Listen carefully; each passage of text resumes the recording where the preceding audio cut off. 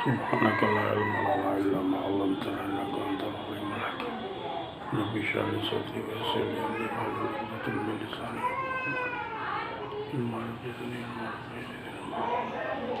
अस्सलामु अलैकुम। आज की वीडियो में बच्चों के पालन पोषण के बारे में कुछ कीमती जानकारी। बच्चे जन्नत के फूल हैं। जन्नत में जिस तरह फूलों को देखकर खुशी हासिल होगी, दुनिया में बच्चों को देखकर वैसी ही खुशी हासिल होती है। मगर बच्चों का हर तरह से तंदुरुस्त होना भी ऐसी खुशी के लिए पहली शर्त है। और तंदुरुस्त बच्चे के लिए माँ बाप का इस मामले में फ़िक्रमंद होना ज़रूरी है, इसलिए कि तंदुरुस्त माँ बाप ही तंदुरुस्त बच्चे को जन्म देते हैं। माँ बाप अपनी तंदुरुस्ती नेचुरोपैथिक रूल्स को फॉलो करके हासिल कर सकते हैं। दौरान हमल की बातें औरतों की बीमारी वाले बयान में बयान किया जाएगा इंशाअल्लाह। पैदाइश के बाद बच्चे की माँ को 2.5 दिन यानी 60 घंटा के बाद ही सही तरीके से दूध उतरता है। इस दरमियान में माँ के छाती से निकलने वाला कोलेस्ट्रॉल, जिसको देहाती ज़ुबान में खिरसा कहते हैं, खिरसा का चंद कतरा भी बच्चे के लिए आब हयात साबित होता है। यह बच्चों की इम्यूनिटी को बढ़ाते हुए पेट की गंदगी को भी साफ़ कर देता है। जहालत में लोग इसे बेकार समझकर गाड़ कर फेंकवा देते हैं। गाय भैंस का खिरसा भी लोग नादानी में उसके बच्चे को नहीं पीने देते, क्योंकि ये पेट की गंदगी को अच्छे खासे मिकदार में निकालता है, जिसे लोग नुकसानदेह समझते हैं। ऐसा खिरसा न मिलने वाले बच्चों के अंदर शुरू से ही पेट में कीड़ा वर्म्स पैदा हो जाता है, जो बहुत दिनों तक पीछा करता है, जिसके लिए अब बच्चों के स्कूलों में एल्बेंडाजोल की खुराक पिलाई जाती है, जो कभी कभी बहुत नुकसानदेह साबित होता रहता है। अभी हाल ही में इस खुराक के बाद होलसेल में बच्चे बीमार पड़ गए थे।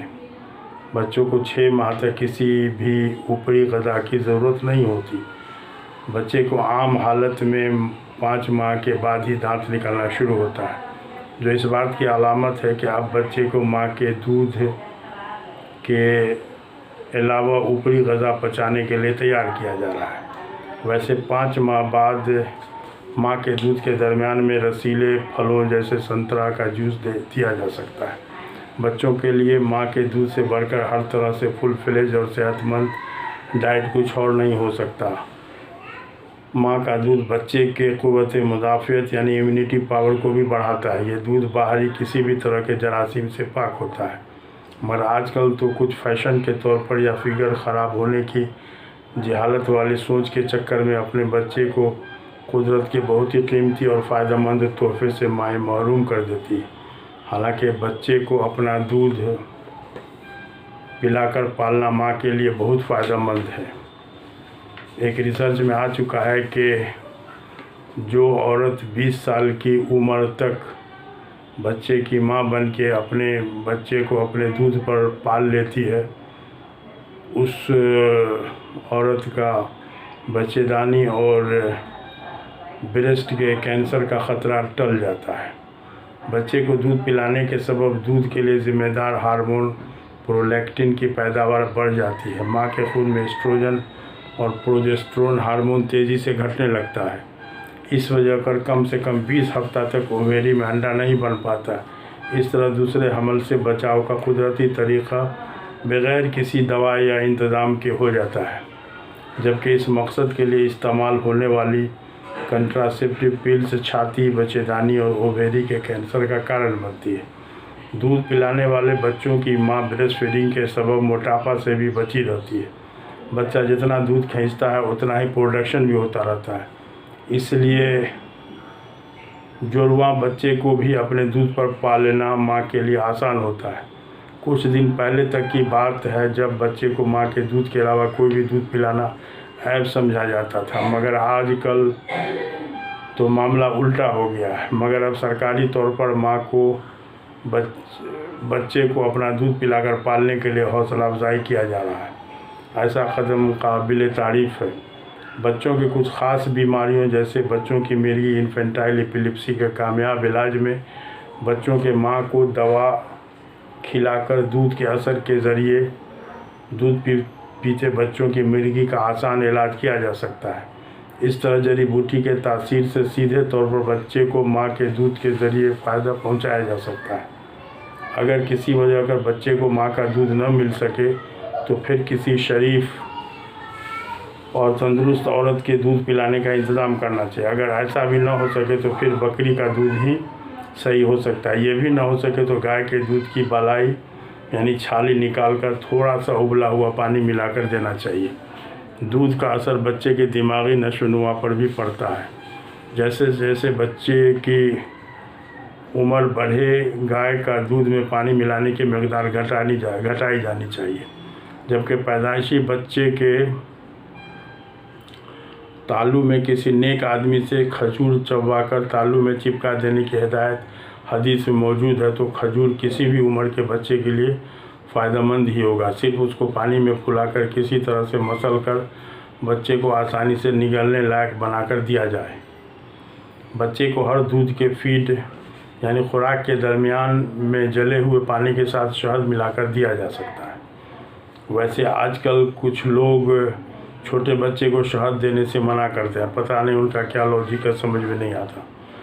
वो लोग शहद में भी इन्फेक्शन का उन लोगों को शहद में भी इन्फेक्शन का अंदेशा होता है, जबकि शहद किसी भी तरह के जरासीम को ख़त्म कर सकता है। ख़ासकर माँ के दूध से महरूम बच्चे को शहद पानी का शरबत बहुत सारे कमियों को पूरा कर सकता है। बच्चे को दूसरे महीना से ही 1 महीना में 1 कतरा जैतून के तेल के हिसाब से रोज़ाना 1 कतरा जैतून का तेल देना चाहिए। जैतून का तेल कोलेस्ट्रॉल फ्री होता है। जब बच्चा 1 साल का हो जाए तो आधा से 1 चमचा जैतून का तेल रोज़ाना के हिसाब से किसी एक वक्त दिया जा सकता है। 1 साल के बच्चे को 5-6 दांत निकलने के बाद गेहूं का दलिया में कद्दू, घिया, झुगनी, गाजर वगैरह को खूब गलाकर मसलकर मिलाने के बाद हफ्ता में 4-5 बार देना चाहिए। खूब घुला हुआ पका केला सबसे आसान और ज़्यादा मुनासिब होगा। सेब या दूसरे ताज़ा फल भी खूब महीन पिसवाकर बच्चों को दिया जा सकता है। बाज़ारी चीज़ों में सफ़ेद चीनी रहती है जो बच्चे के दांत और हड्डी के लिए नुकसानदेह होता है। अगर 5 साल तक बच्चे को सफ़ेद चीनी और मैदा के प्रोडक्ट से बचा लिया जाए तो यकीन मानिए बच्चा बहुत सी बीमारियों से महफूज रहते हुए पोलियो से भी किसी वैक्सीन के बगैर ही महफूज रहेगा इंशाअल्लाह। एक बात याद रखिए, अगर बच्चे को शुरू से कब्ज़ की शिकायत रहने लगे तो आगे चलकर यही कब्ज़ क्रोनिक शक्ल इख्तियार कर लेगा और बच्चा ज़िंदगी भर रोगों की जननी यानी मदर ऑफ़ ऑल डिजीज़ कब्ज़ से परेशान रहेगा। मगर कम अक़ली में कुछ माएँ बच्चों के कब्ज़ से खुश होती हैं। उनको ज़्यादा साफ़ सफाई की परेशानी नहीं उठानी पड़ती। हालांकि ऐसी सोच बहुत ख़तरनाक होती है। आमतौर पर 2 साल का होते होते बच्चे को कुछ ऐसे अंदाज से दांत निकल आता है कि बच्चा सब कुछ यानी रोटी, सब्ज़ी, दाल, चावल, गोश्त, मछली, अंडा वगैरह खाने लगता है। 2 साल की उम्र यानी चाँद के महीना के हिसाब से जो अंग्रेज़ी महीना से 10-11 दिन कम होता है उम्र के बाद अब यही माँ का दूध बच्चे के साथ माँ के लिए भी नुकसानदेह होता है। रिकेट की बीमारी बच्चों में 4 माह से 2 साल की उम्र के दरमियान कैल्शियम की कमी के सबब हो सकती है और इस कमी को माँ के सही खान पान और बच्चों को खजूर खिलाकर पूरा किया जा सकता है। दूध पीते बच्चे की एक बहुत ही संगीन बीमारी यानी अचानक मौत sudden infant death syndrome SIDS है। इससे यकायक सोने की हालत में कभी कभी बच्चे की मौत भी हो जाती है। बच्चे को इस तरह के अचानक मौत से बचाने के लिए चित सुलाना भी काफ़ी अहम है।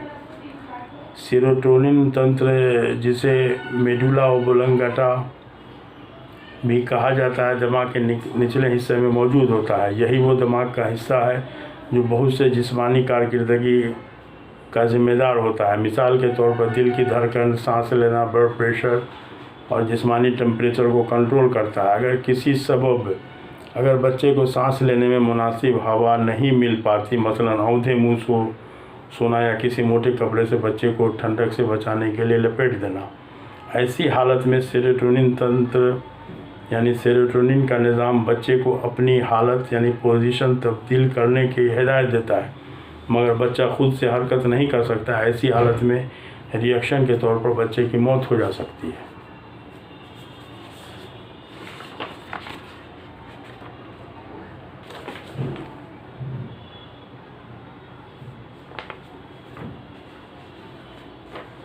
यानी दिमागी टिश्यूज़ में मामूल के मुखालिफ रिएक्शन अचानक मौत यानी सडन इन्फेंट डेथ सिंड्रोम का सबब हो सकती है। इसलिए ठंडक से बचाने के लिए बिला वजह खौफ से बच्चे को साफ़ हवा यानी ऑक्सीजन से महरूम करना बहुत बड़ी गलती होती है। नींद की हालत में बच्चा कभी कभी पेट के बल भी सो जाता है। रिसर्च के मुताबिक इस तरह बच्चे की मौत भी हो सकती है। इसलिए बच्चा को कुछ ऐसे अंदाज से सुलाएं कि उसके करवट लेने की गुंजाइश न रहे और वो मुंह के बल न सो सके। नींद की हालत में बच्चे को माँ के सांस और जिस्म की गर्मी से बचाना ज़रूरी है। बच्चे का पोशाक भी ढीला ढाला और मौसम के मुताबिक होना चाहिए। अगर माँ बच्चे का इशारा समझकर उसको लटकाकर पेशाब कराने की आदत डाले तो 3 माह का बच्चा भी बिस्तर गीला नहीं करेगा। सूती या ऊनी कपड़ों का इस्तेमाल ही सही होगा। बच्चे को बनावटी सिंथेटिक पोशाक से बचाना अक्लमंदी है। बच्चे को चलना सीखने के दौरान या उससे पहले भी गिरने से बचाने के लिए ख़ास तौर पर फ़िक्रमंद होने की ज़रूरत होती है, क्योंकि बच्चे के सर का चोट कभी कभी बहुत ही ख़तरनाक होता है। ख़ासकर जब चोट लगने के बाद बच्चे को उल्टी आने लगे तो मामला ज़्यादा ख़तरनाक समझना चाहिए। बच्चे को ख़ास वक्त पर टीका लगवाने की फ़िक्र करने के बजाय उसके सही खान पान पर ध्यान देते हुए उसको सफ़ेद चीनी और मैदा के प्रोडक्ट से ही बचाना अक्लमंदी है। छोटे बच्चे को पानी पिलाने पर ख़ास ध्यान दीजिए। घर के अंदर प्यासा होने के सबब बच्चे को भी लू मार सकती है। 10 बजे रात से 4 बजे सुबह तक बच्चे को भी माँ के दूध की ज़रूरत नहीं होती। नींद के दौरान बच्चे के रोने की वजह कुछ और होती है, मगर माँ उस वक्त बच्चे को अपना दूध पिलाने ही में आफियत महसूस करती है। मगर ऐसा करने से बच्चे का डाइजेस्टिव सिस्टम ख़राब हो जाता है। उसके पुरसुकून नींद में खलल के सबब बच्चा मुस्कुराता हुआ उठने के बजाय रोता हुआ मुंह बिचकारता हुआ उठता है, जबकि सोने के बाद मुस्कुराता हुआ जागना तंदुरुस्त बच्चे की अलामत है। बच्चे का मोटा होना तंदुरुस्ती की अलामत नहीं, बल्कि बच्चे का जिस्म भी स्लिम यानी सिडोल होना चाहिए। बचपन का मोटापा बहुत सी बीमारियों को जल्दी दावत देने वाला होता है। बच्चों में कमज़ोरी का सबब पेट का कीड़ा, थायराइड की गड़बड़ी या टीबी की बीमारी हो सकती है, जिसके तरफ आमतौर पर ध्यान बाद में दिया जाता है। शुरू में ऐसे बच्चे को इश्तिहारी ग़िज़ाएँ यानी फूड सप्लीमेंट खिला पिलाकर उसको मोटा यानी तंदुरुस्त करने की फ़िक्र किया जाता है। हालांकि ये ऐसी फ़िक्र गलत है। 5 साल तक बच्चे को किसी चीज़ से डराने या डांटना नहीं चाहिए। ऐसी हालत में बच्चा दिमागी बीमारी फोबिया से मुतासिर हो सकता है। WHO ने भी बच्चों के पढ़ाई शुरू करने की उम्र 5 साल मुकर्रर किया है। 5 साल के बाद ही मुकर्रर किया है। 5 साल से कम उम्र के बच्चे के जहन पर किसी किस्म का बोझ डालना सही नहीं है। बच्चे को झूठे किस्से कहानियाँ सुनाने के बजाय बहादुर और बुज़ुर्गों की ज़िंदगी के वाक़यात बताना चाहिए। इससे उसके जहन पर मुवाफ़िक असर पड़ेगा। यूनिसेफ और WHO वाले जितना खर्च कुछ ख़ास मर्ज़ों जैसे पोलियो के बचाव पर खर्च कर रहे हैं, उतना खर्च बच्चों के खान पान पर सही ढंग से खर्च किया जाता तो बच्चा पोलियो से ही नहीं बल्कि दूसरे मर्ज़ों से बचा रह सकता है। मेरे ख़्याल में इन लोगों का मामला एक शराबी की दोस्ती की तरह लगता है, जो अपने दोस्त के साथ बैठकर 1500 रुपये का शराब कबाब उड़ा देता है, मगर साथ बैठने वाला अगर अपने शराबी दोस्त से सिर्फ 100 रुपये अपने बाल बच्चों के खाने पीने के खर्च के लिए मांगे तो यही दोस्त बगले झाँकने लगता है। वैसे पोलियो की दवा के अलावा विटामिन ए के गलत रखरखाव यानी मेंटेनेंस और ओवरडोज के सबब भी कभी कभी मौत हो जा सकती है। चूँकि विटामिन ए पानी में घुलने वाला विटामिन नहीं है, ये चर्बी में घुलने वाला विटामिन है, इसलिए इसका ओवरडोज ख़तरनाक होता है। अपने बच्चे को टीवी से कम 8 फीट की दूरी बनाएं। वैसे एंड्रॉयड सेल फ़ोन से बचाने की बहुत अहम ज़रूरत समझ में आती है। कलर टीवी के रंग को बहुत हल्का रखिए। बच्चों को एनर्जी सेवर बल्ब यानी फ्लोरोसेंट और अब LED बल्ब के रोशनी से बचाने की सख्त ज़रूरत है। इससे बिजली की खपत में कमी के बदले दुनिया की सबसे कीमती नेमत आँख बर्बाद होती है। सोते वक्त बच्चे को भी अंधेरे में सोने की आदत डालें। मच्छर से बचाने के लिए हवा को जहरीला करने वाले अगरबत्ती के बजाय मच्छरदानी का इस्तेमाल ही मुनासिब है। अपने साथ साथ बच्चे को भी सवेरे सोने और जागने की आदत डालें। हम लोग वेस्टर्न कंट्रीज़ के नकल में आंख बंद करके चलने से अपने साथ साथ अपने बच्चे के सेहत से भी खिलवाड़ करते हैं।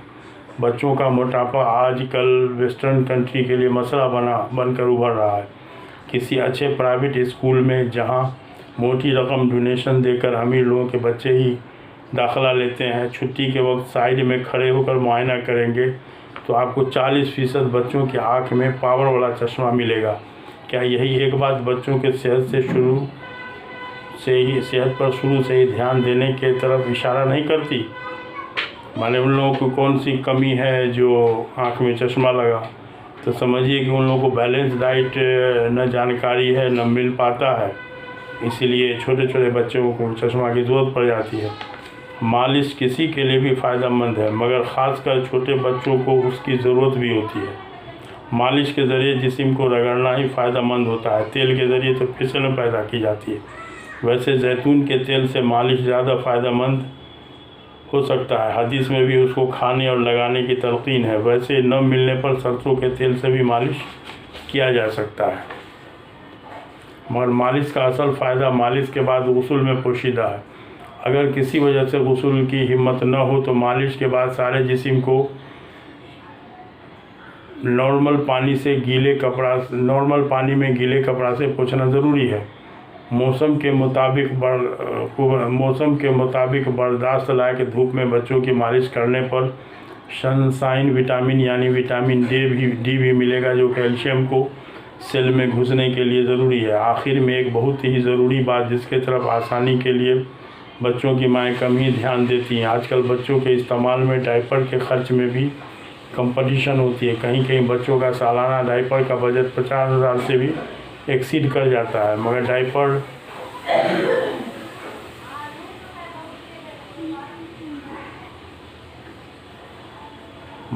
का खर्च बचाने के लिए देर से डायपर बदलने की गलती कभी न करें। इससे बच्चों को ज़हनी तकलीफ़ होती है। ख़ासकर बेटी लड़का को इन्फेक्शन होने का भी ख़तरा रहता है। हदीस के मुताबिक नंगे होकर वहशी जानवर की तरह सोबत करने से औलाद बेशर्म पैदा होती है। सोबत के वक्त बात करने से औलाद गूंगा होने का ख़तरा है। मुहद्दिसीन के मुताबिक किसी को एहतलाम होने के बाद बिना गुस्ल किए अपने बीवी से सोबत करने से लड़का दीवाना या बखील पैदा होता है। पेट भरे होने की हालत में सोबत करने से लड़का कुंद ज़हन पैदा होता है। सोबत के वक्त बीवी के अज़्व ख़ास को देखने से बच्चा के अंधा पैदा होने का डर होता है।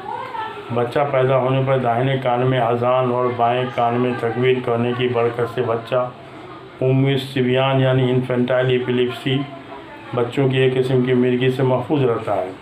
बच्चा पैदा होने के बाद किसी नेक आदमी से खजूर चबवाकर उसके तालू में चिपका देने से बच्चा नर्म मिजाज और अच्छी खसलत वाला होता है।